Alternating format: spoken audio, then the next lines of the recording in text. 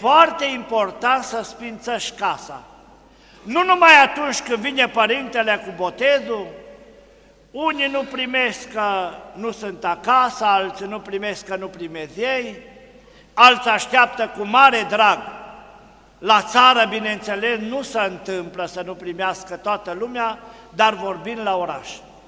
Dar ceea ce vreau să vă spun, este foarte important și foarte binevenită feștania în casă. Și asta nu ți-o faci odată la 6, 7, 8 ani. Alții nu și-o fac deloc. E foarte bine această feștanie dacă nu ți-o faci în fiecare an, măcar o dată la 3 ani. Pentru că în casa ta intră foarte multă lume. Sunt oameni de tot felul. Credeți dumneavoastră că noi care suntem azi aici în biserică, în casa lui Dumnezeu, noi suntem oaspeții lui Dumnezeu, Domnul este gazda.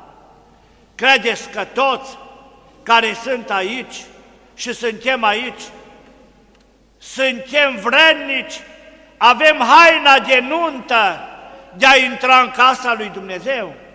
Nu. Dar vedeți, Domnul nu oprește pe nimeni.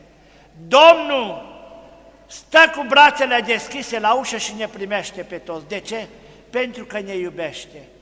Iubirea este cel mai mare lucru și cel mai mare dar pe care îl poate avea omul.